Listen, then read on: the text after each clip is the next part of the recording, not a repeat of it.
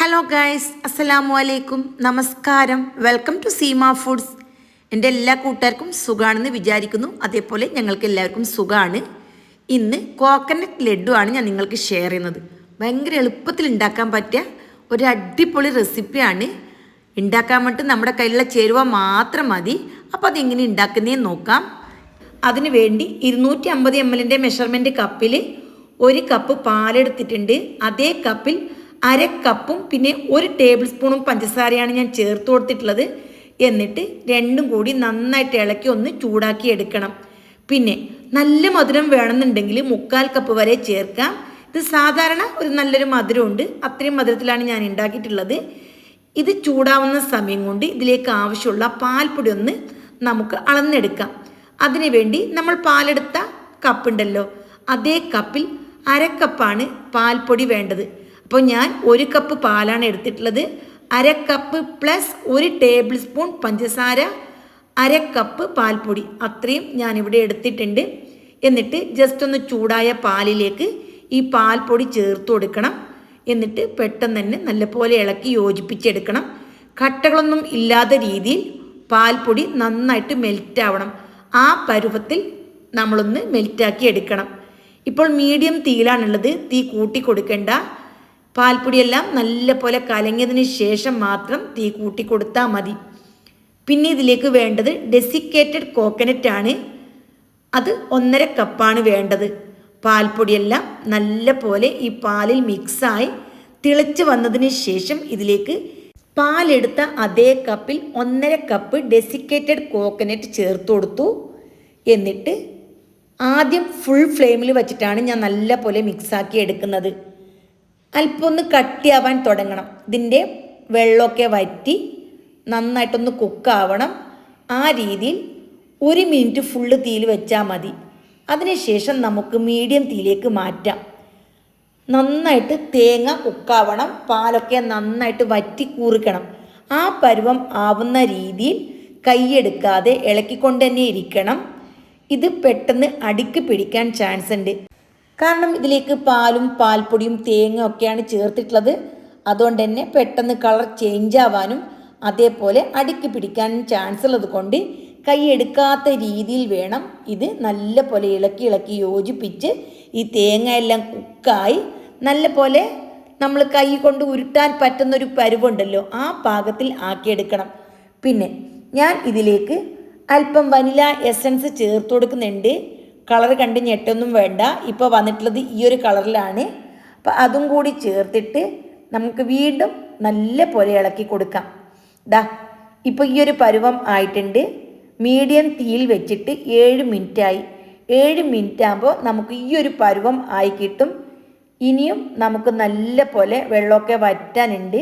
അപ്പോൾ വീണ്ടും നന്നായിട്ട് തന്നെ ഇളക്കി യോജിപ്പിച്ചെടുക്കണം. 9 മിനിറ്റ് ആകുമ്പോൾ ഞാൻ ഇതിലേക്ക് 2 ടീസ്പൂൺ നെയ്യും കൂടി ചേർത്ത് കൊടുത്തു.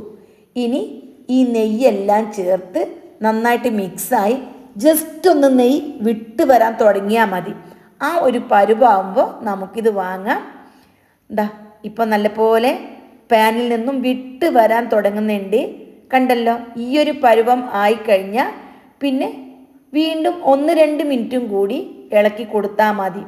ടോട്ടൽ നമുക്ക് 15 മിനിറ്റാണ്. നമ്മൾ തേങ്ങ എല്ലാം ചേർത്ത് കഴിഞ്ഞതിന് ശേഷം 15 മിനിറ്റാണ് ഇളക്കി എടുത്തിട്ടുള്ളത്. കണ്ടല്ലോ, നല്ല പോലെ ഉരുണ്ടുരുണ്ട് വന്നിട്ടുണ്ട്. ഈ പരുവം ആയിക്കഴിഞ്ഞാൽ നമുക്ക് ഇത് നിർത്താം. ഈ ഒരു പരുവാണ് നമുക്ക് വേണ്ടത്. ചൂടാറി കഴിയുമ്പോൾ നല്ല പോലെ ഉരുട്ടിയെടുക്കാനെല്ലാം പറ്റും. പിന്നെ ശ്രദ്ധിക്കേണ്ട കാര്യം, അടിക്ക് പിടിക്കാതിരിക്കാൻ ശ്രദ്ധിക്കുക. വളരെ ടേസ്റ്റി ആയിട്ടുള്ള റെസിപ്പിയാണ്. അതുപോലെ ഉണ്ടാക്കാൻ വളരെ ഈസിയുമാണ്. തീയുടെ വ്യത്യാസം കൊണ്ട് ചിലപ്പോൾ 1-2 മിനിറ്റ് അങ്ങോട്ടോ ഇങ്ങോട്ടോ എല്ലാം ആവാം. നമുക്ക് കൈ കൊണ്ട് ഉരുട്ടാൻ പറ്റുന്ന പാകം ആ പരുവം ആയാൽ വാങ്ങിയാൽ മതി. ഇതിൽ നിന്നും പുറത്തുനിന്ന് വാങ്ങേണ്ട ഒരു സാധനവും ഇല്ല. ചിലപ്പോൾ പാൽപ്പൊടി ആയിരിക്കും വാങ്ങേണ്ടത്, ബാക്കിയെല്ലാം നമ്മുടെ കയ്യിലുള്ള സാധനമാണ്. ഇപ്പോൾ എല്ലാം റെഡിയായി വന്നിട്ടുണ്ട്. ഞാൻ വേറൊരു പാത്രത്തിലേക്ക് മാറ്റിയിട്ട് ചൂടാറാൻ വേണ്ടി വെയിറ്റ് ചെയ്യുകയാണ്. അല്പം ചൂടാറി കഴിഞ്ഞാൽ നന്നായിട്ട് മിക്സാക്കി എടുക്കണം. ഈ വീഡിയോയിൽ കാണുന്ന രീതിയിൽ നന്നായിട്ടൊന്ന് മിക്സാക്കി കുഴച്ചെടുത്തിട്ടുണ്ട്. ഇപ്പം അത്യാവശ്യം ചൂടുണ്ട്. ചൂടെല്ലാം കുറഞ്ഞ് കൈ കൊണ്ട് ഉരുട്ടിയെടുക്കാൻ പറ്റുന്ന ആ പാകത്തിന് കൈക്ക് അല്പം നെയ്യ് തടവിയതിന് ശേഷം നല്ലപോലെ ഉരുട്ടി ബോൾസ് ആക്കി എടുക്കണം. ഇത്രയും ചേരുവ ചേർത്താൽ 10 ലഡുവാണ് നമുക്ക് കിട്ടുന്നത്. മനസ്സിലായല്ലോ? അത്യാവശ്യം വലിപ്പത്തിലുള്ള ഉരുളയാണ് ഞാൻ ഉരുട്ടിയെടുത്തിട്ടുള്ളത്. ഇനി കുഞ്ഞു കുഞ്ഞു ബോൾസ് ആക്കിയാൽ അല്പം കൂടുതൽ ലഡു നമുക്ക് ഉണ്ടാക്കാനും പറ്റും. അപ്പോൾ വളരെ എളുപ്പത്തിൽ ഉണ്ടാക്കാൻ പറ്റുന്ന അടിപൊളി ഐറ്റമാണ്. തീർച്ചയായിട്ടും നിങ്ങളെല്ലാവരും ഇതൊന്ന് ട്രൈ ചെയ്ത് നോക്കുക. കുറച്ച് ഡെസിക്കേറ്റഡ് കോക്കനട്ട് മാറ്റി വെച്ചിട്ടുണ്ടായിരുന്നു. നല്ലപോലെ ഉരുട്ടിയതിന് ശേഷം ഇതിലേക്ക് നന്നായിട്ടൊന്ന് ഉരുട്ടിയെടുക്കണം. വീഡിയോയിൽ കാണുന്നത് ശ്രദ്ധിക്കുക. നന്നായിട്ട് കോട്ടായിട്ട് കിട്ടണം. ബാക്കിയുള്ളതും നമുക്ക് ഇതേപോലെ തന്നെ ചെയ്തെടുക്കാം. അപ്പോൾ വളരെ സിമ്പിളല്ലേ? നിങ്ങൾക്ക് എല്ലാവർക്കും പെട്ടെന്ന് തന്നെ ഉണ്ടാക്കാൻ പറ്റുമല്ലോ.